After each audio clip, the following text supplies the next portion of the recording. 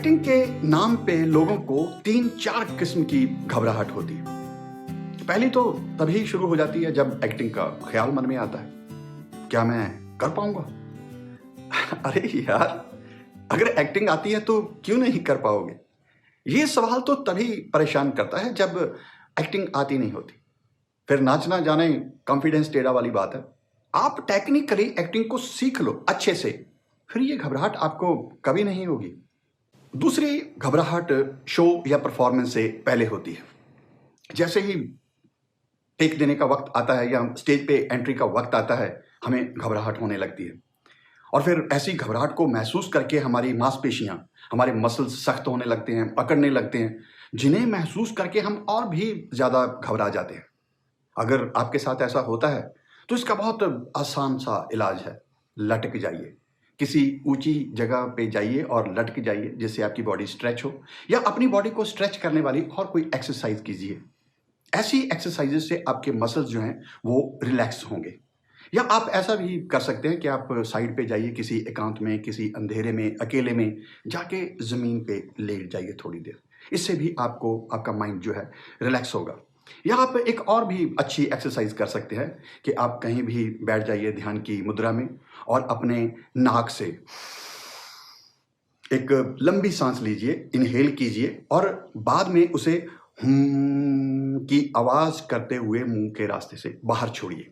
ये एक तरह से 3 in 1 एक्सरसाइज है।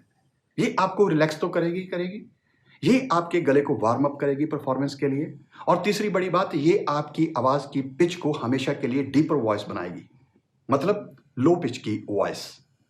तीसरी सबसे बड़ी घबराहट है वो है परफॉर्मेंस की।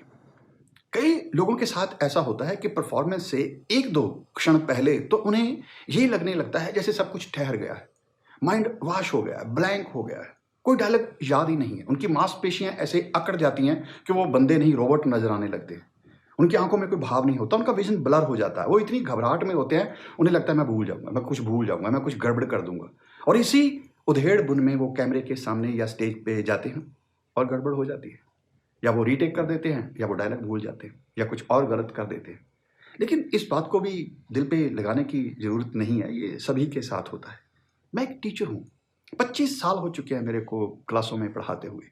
लेकिन सच कहूँ तो आज भी जब मैं क्लास में जाता हूँ तो शुरुआती 1-2 मिनट में सहज नहीं होता। और ठीक इसी तरह पे एक एक्टर के साथ ये दिक्कत स्टेज पे जाने की है या कैमरे के आगे जाने की है, जिसे हम कह सकते हैं शुरुआती झटके। ये बिल्कुल वैसे ही है जैसे क्रिकेट में कोई प्लेयर जाता है, अगर वो 1-2 बालें, 1-2 ओवर खेल लेता है, फिर तो आप जानते हो वो सेंचुरी मार के भी वापस आ सकता है। लेकिन इन शुरुआती झटकों का क्या करें? इनके भी कुछ फंडे हैं। फंडा नंबर 1, अपने डायरेक्टर को बोलिए, या आप खुद भी ऐसा कर सकते हैं कि आपकी जो एंट्री हो कैमरे के सामने या स्टेज के ऊपर, आप ऐसी डिजाइन करें कि जब भी आप जाएं स्टेज के ऊपर या कैमरे के आगे तो कोई एक्टिविटी करते हुए जाएं। मीन्स आप खाली पीली डायलॉग बोलने के लिए स्टेज पे या कैमरे के आगे ना जाएं, आपके पास करने को कोई काम हो, आप कोई काम करते हुए वो डायलॉग बोलें। स्तानिस्लावस्की के मेथड एक्टिंग में इसे एक्शन कहा गया है। अगर आपने हॉलीवुड की फिल्में देखी होंगी तो आपने ये नोट किया होगा कि उनके ज़्यादातर कैरेक्टर्स हमेशा कोई ना कोई एक्टिविटी में आपको लगे हुए नजर आते हैं।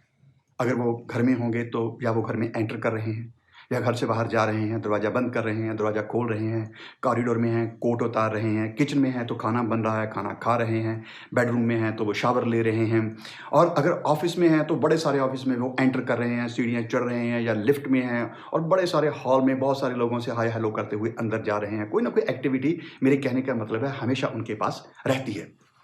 इससे क्या होता है कि एक एक्टर का ध्यान दर्शकों से और कैमरे से हट जाता है और अपनी एक्टिविटी की तरफ हो जाता है, जिससे ना सिर्फ उसकी एक्टिंग नेचुरल नजर आने लगती है, बल्कि वो सहज हो जाता है। वो प्रेशर जो है ना एंट्री का, वो कैमरे का, वो दर्शक का, वो उससे हट जाता है। फंडा नंबर 2, अगर एक्टिविटी के साथ साथ आपके पास कोई प्रॉपर्टी भी हो, उस सीन में कोई प्रॉप हो, उससे भी आपको काफ़ी सपोर्ट मिलेगी। वो आपको एक बिजनेस देगी और आपका ध्यान जो है कैमरे से और दर्शकों से हट जाएगा और आपकी जो एक्टिविटी है वो भी बेटर हो जाएगी। फंडा नंबर 3, खास तौर पे नाटक की पेशकारी में आप अपने डायरेक्टर से रिक्वेस्ट कर सकते हैं कि वो आपकी एंट्री को, अगर आपको घबराहट होती है तब कि वो आपकी एंट्री को ऐसे डिज़ाइन करे कि जब आप स्टेज पे जाएं, शुरुआत में सिर्फ आपके पास करने को कोई काम हो, एक्शन हो, एक्टिविटी हो और आपका डायलॉग थोड़ा सा लेट आए या पहले सीन में आए ना तो बहुत बढ़िया, लेकिन अगर थोड़ा सा लेट आ जाए, उससे क्या होगा कि आप स्टेज के साथ यूज टू हो जाएंगे और आप ऑडियंस फियर से भी निकल जाएंगे तब तक।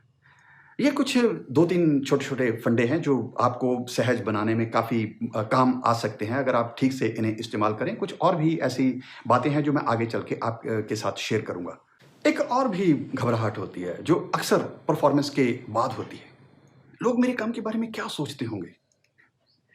अब मेरे को बात को ज़्यादा खींचना नहीं है, ख़त्म करना है, इसलिए ब्रीफ में कहता हूँ कि लोगों की छोड़ो। किसी की एक्टिंग को इवैल्यूएट करने के उनके अपने फंडे। वो किस बात पे तालियां देंगे, किस बात पे गालियां देंगे, आज तक कोई नहीं समझ सका। उन्हें समझने का कोई काव्य शास्त्र, कोई पॉलिटिक्स नहीं है। आप अपने काम के इवैल्यूएटर खुद हो। हर प्रोडक्शन के बाद, हर परफॉर्मेंस के बाद आप खुद से 2 सवाल कीजिए। क्या मैंने इस काम को अपना 100% दिया? और दूसरा, क्या मेरा ये काम मेरे पिछले काम के मुकाबले में बेहतर था? बस। और अगर लगे कि कोई कमी रह गई है तो फिर भी दीवार के साथ या कैमरे के साथ टकराकर सिर फोड़ने की जरूरत नहीं है भाई। सर सलामत तो शो 1000। और सीखो, अगली बार और मेहनत करना, काम अच्छा हो जाए।